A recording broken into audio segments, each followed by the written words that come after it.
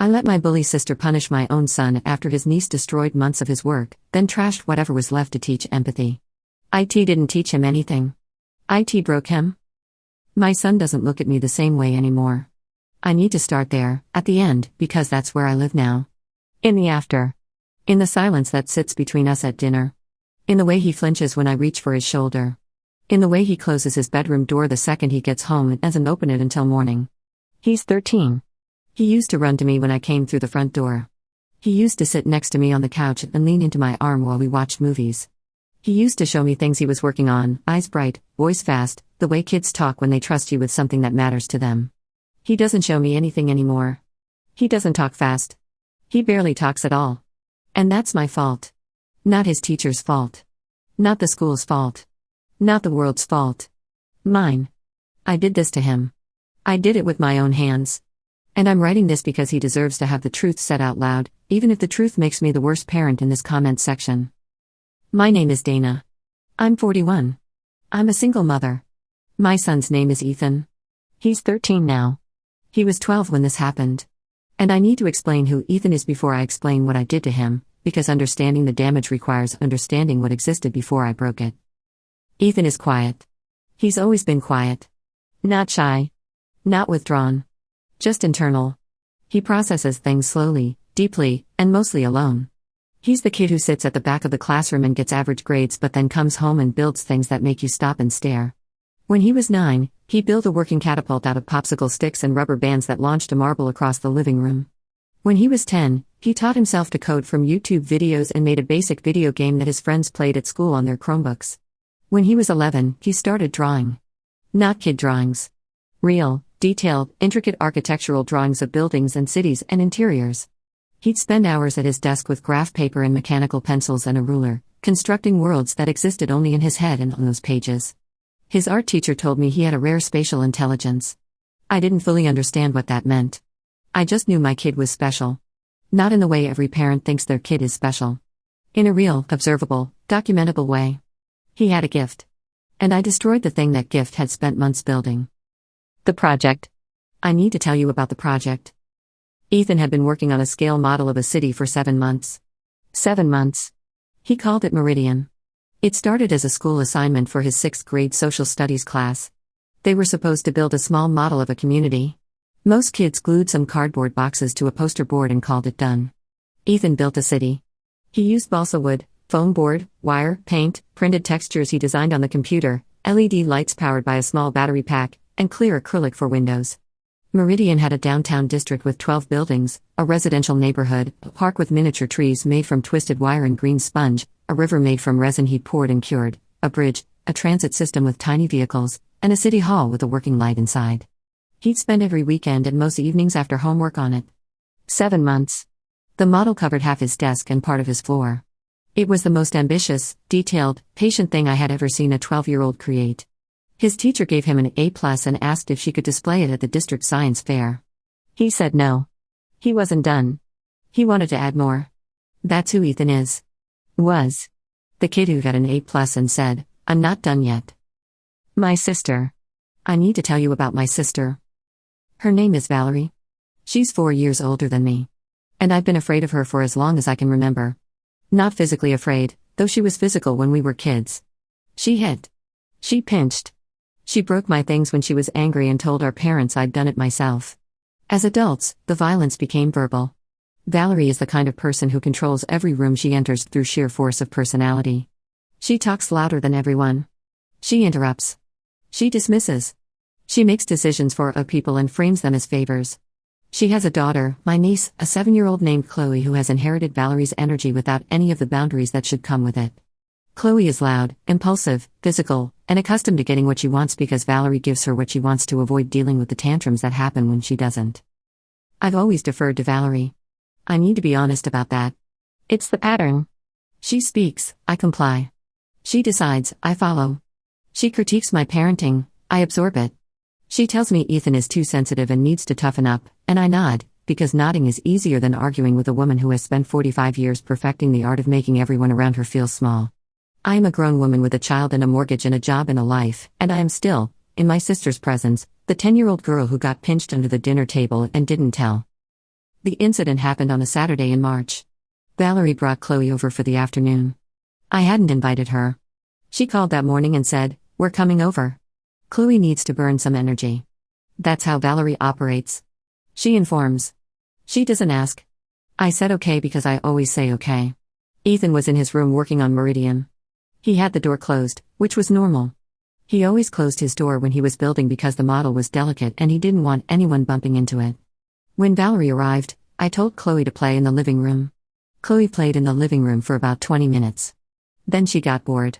Because she's 7 and the living room had nothing that interested her. She went looking for something more stimulating. She found Ethan's room. I wasn't in the hallway when it happened. I was in the kitchen with Valerie, drinking coffee, listening to her talk about herself, which is what we do when she visits. I heard the crash first. A sound like something wooden and hollow breaking apart. Then I heard Ethan. Not yelling. Screaming. The kind of scream that comes from somewhere deeper than anger. The kind of scream that comes from a child watching something irreplaceable being destroyed in front of their eyes. I ran to his room. Chloe was standing in the middle of the floor. Meridian was in pieces. The downtown district was crushed. The bridge was snapped in half. The resin river was cracked. The LED lights were hanging by wires. 3 of the buildings were on the floor, broken into fragments. Chloe had, apparently, tried to play with a little city and had picked up buildings and dropped them, knocked over structures, and stepped on pieces while trying to reach the ones in the back. She hadn't done it maliciously. She was 7. She saw something cool and she grabbed it the way 7-year-olds grab things, with force and without caution. But the result was the same as if she'd done it on purpose. 7 months of work. Destroyed in under 5 minutes. Ethan was on his knees on the floor, holding the pieces of his city hall, the one with the working light inside. The light was still on. Flickering through a cracked acrylic wall. His hands were shaking. He wasn't crying yet. He was in the stage before crying, the stage where the pain is so big that your body doesn't know how to express it yet. He looked up at me, and the expression on his face was not anger. It was a question. He was asking me, without words, "Are you going to fix this? Are you going to make this right? Are you going to protect me?"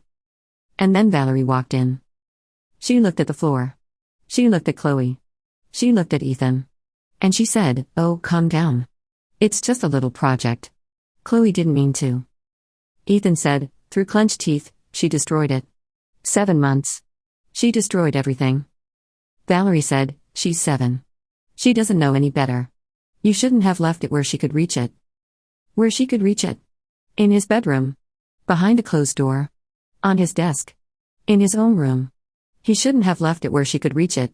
Valerie was blaming her 12-year-old nephew for the fact that her 7-year-old daughter had entered his private space uninvited and wrecked his work. And I stood there. I stood in that doorway, I said nothing. I said nothing because Valerie was looking at me with that face, the face that dares you to disagree, the face that says challenge me and see what happens, and I folded. The way I always fold. The way I've been folding since I was 10 years old. Ethan looked at me again. This time the question in his eyes was different. It wasn't, "Are you going to fix this?" It was, "Are you going to let this happen?" And the answer that I communicated by standing in that doorway with my mouth shut while his aunt told him his feelings were wrong, was yes. I was going to let this happen. Chloe started crying. Not because she was sorry. Because Ethan had screamed and it scared her. Valerie scooped her up and said, "See what you did? You scared her. She's a little kid. You need to control your emotions." She said this to a 12-year-old boy who was kneeling in the wreckage of 7 months of work. She told him to control his emotions.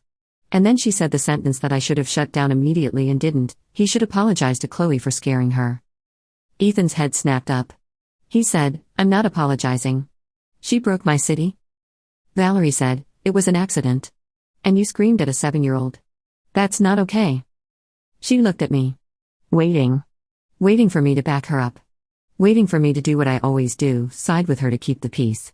And in the worst moment of my life as a parent, in the moment I will regret until I am in the ground, I looked at my son, my beautiful, brilliant, heartbroken son, and I said, "Ethan, just apologize so we can move on."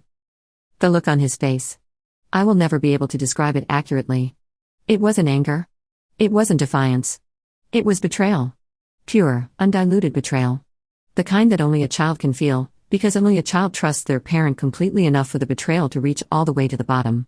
He stared at me. His eyes were wet but he didn't blink. He said, very quietly, "She broke it, Mom." I said, "I know, buddy, but she's little. She didn't mean to. Just say sorry and we'll figure the rest out. He looked at the floor. He said, in a voice so small it barely existed, sorry. Not to Chloe. To the floor. To the broken pieces of Meridian. An apology aimed at the only thing in the room that hadn't betrayed him. Valerie left an hour later. She didn't apologize. She didn't offer to pay for materials. She didn't acknowledge the damage. She said, on her way out, he'll get over it. Kids need to learn that stuff breaks. Stuff breaks. 7 months of a child's creative life, dismissed in 2 words. I nodded. I waved. I closed the door. And then I did the thing that turned a bad situation into an unforgivable one. I went to Ethan's room. He was sitting on the floor, trying to piece together what he could. Some things were salvageable. Some weren't. The resin river was cracked but intact. A few buildings had survived. The battery pack still worked. He was carefully gathering the pieces, sorting them, already planning how to rebuild. Because that's who Ethan is. He doesn't quit. He fixes. He continues. And I, his mother, the person he trusted more than anyone alive, looked at the broken city and the surviving pieces, and I made a decision that I cannot explain, cannot justify, and will never understand. I said, Ethan, I think we should throw it all away. He looked at me. What? I said, the project. Let's just clear it all out. Start fresh. You got your grade. It's been taking up your whole room. This is a chance to let go and focus on something new, he said. Mom, I can fix it. Some of it's still okay. I just need time, I said. Honey, I think it's better if we just move on. Holding on to broken things isn't healthy, I said that. Holding on to broken things isn't healthy, I said it like I was teaching him a life lesson. Like I was parenting. Like trashing 7 months of a child's passion project was an act of wisdom.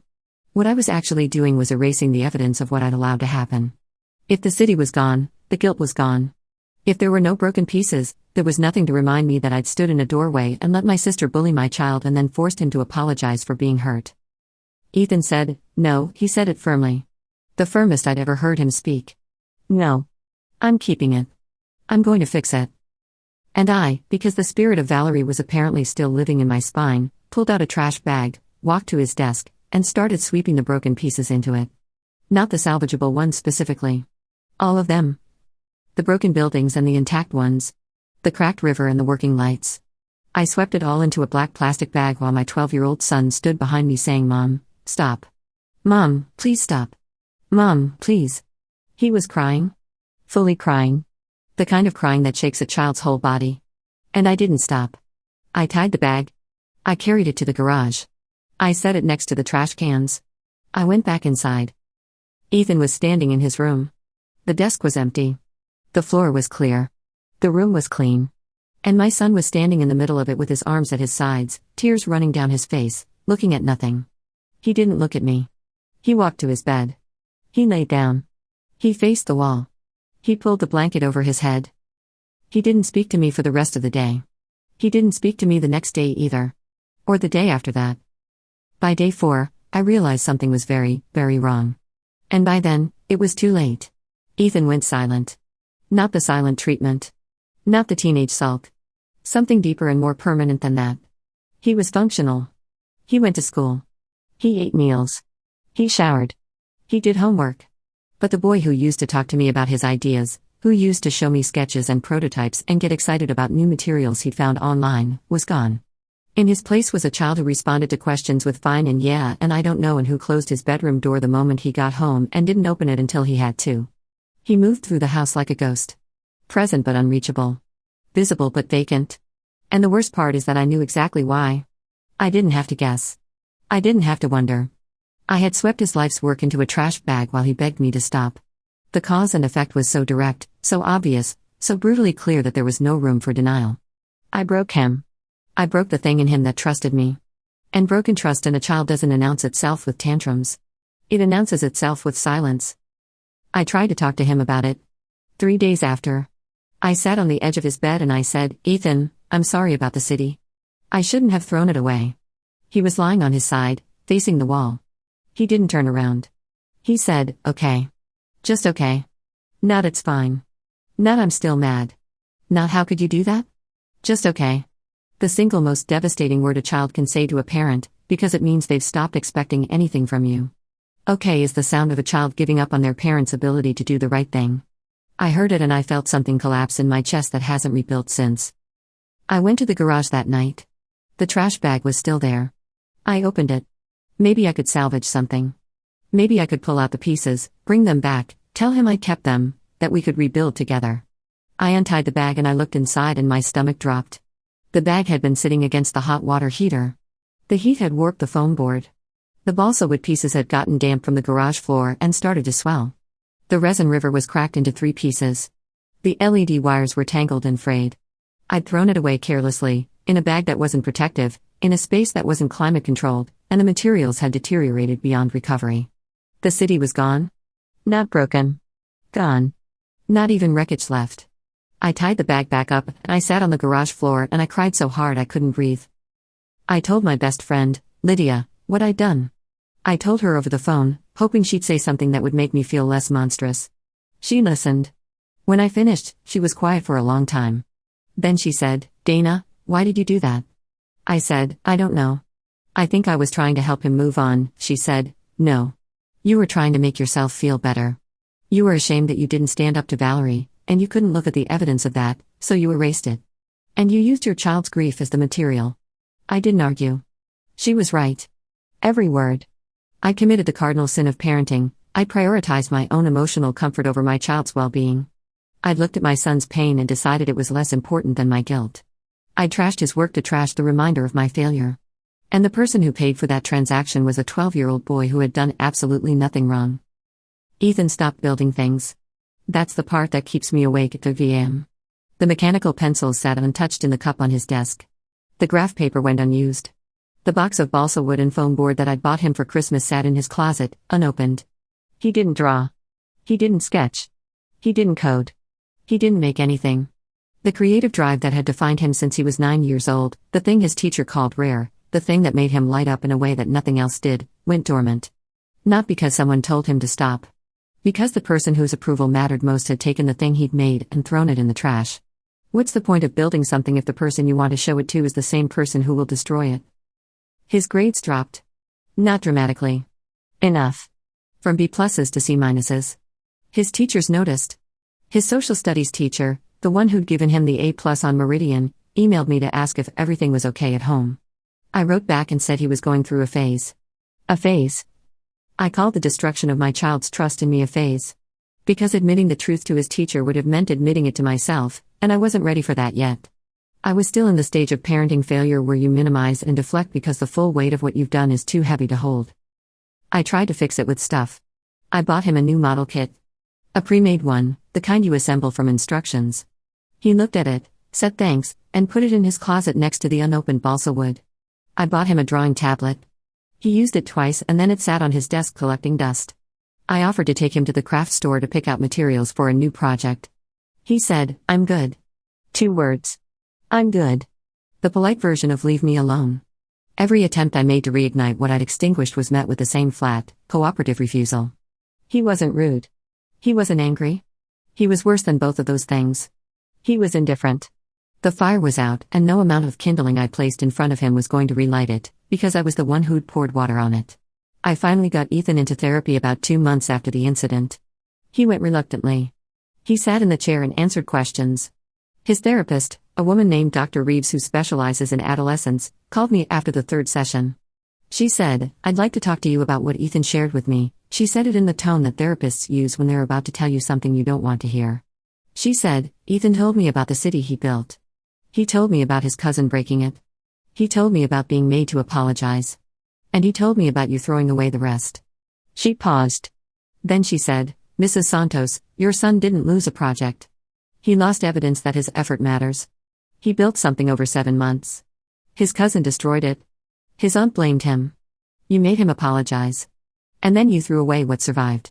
From his perspective, every adult in that room told him the same thing: what you made doesn't matter, what you feel doesn't matter, and the people who hurt you will be protected while you are punished.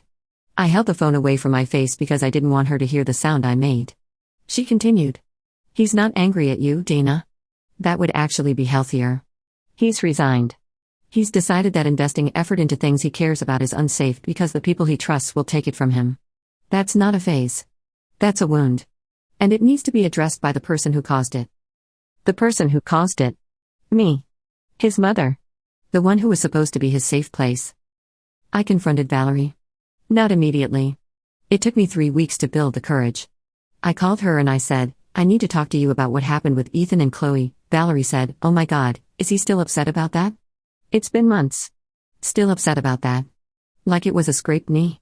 Like it was a lost toy.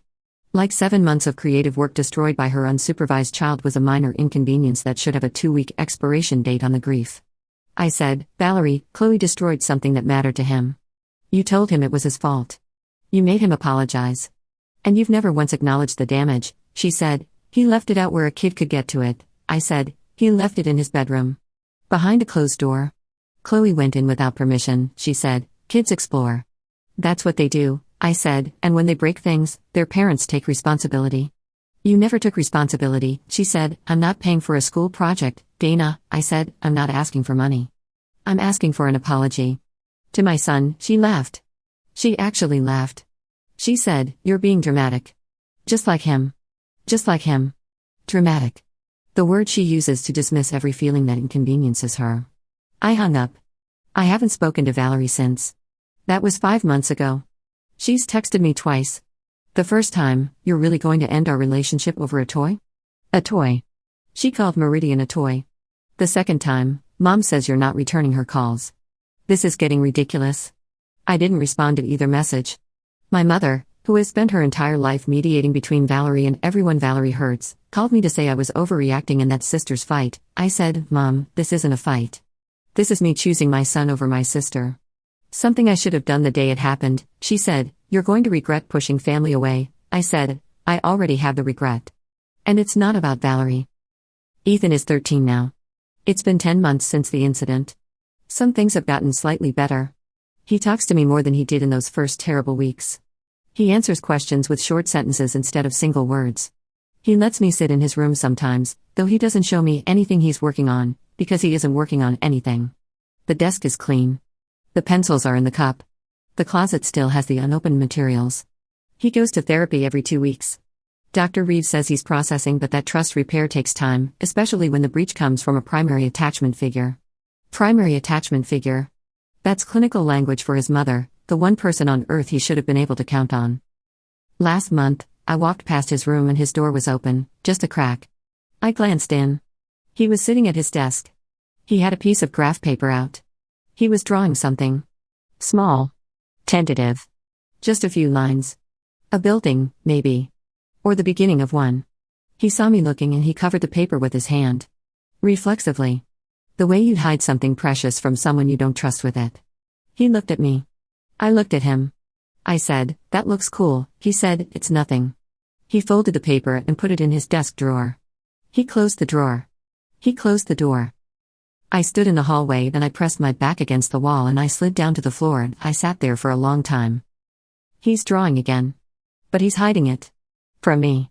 From the person who should be his biggest audience, his loudest cheerleader, his safest place to fail. He's hiding his creativity from his own mother because his own mother taught him that the things he creates can be taken away by the people who are supposed to love him. I taught him that. Not Valerie. Not Chloe. Me. I picked up the trash bag. I swept the pieces off the desk. I carried his world to the garage and left it next to the garbage cans and went back inside and told myself I was teaching him to let go. I wasn't teaching him to let go. I was teaching him to never hold on. Not to his work. Not to his passion. Not to me. I was teaching him that love and destruction can come from the same hands. And that lesson, once learned by a child, doesn't unlearn easily. Maybe ever. I write this as a warning. Not to sisters like Valerie. People like Valerie don't read posts like this and recognize themselves. I write this to parents like me. The ones who fold. The ones who keep the peace at their child's expense. The ones who defer to the loudest voice in the room even when that voice is telling their child that their pain doesn't matter. I write this to every parent who has ever looked at their kid's face and known, in their gut, that something was wrong and chosen the path of least resistance instead of the path of protection. Your child is watching you. In every conflict, in every confrontation, in every moment where someone is hurting them and you have the power to stop it, they are watching to see what you do.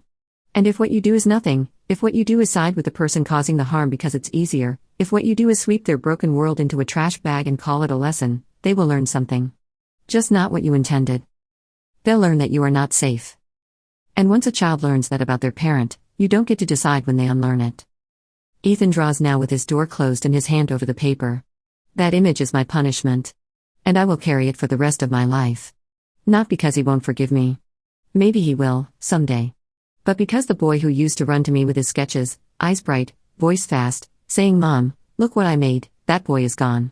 And the woman who killed him is the one writing this post.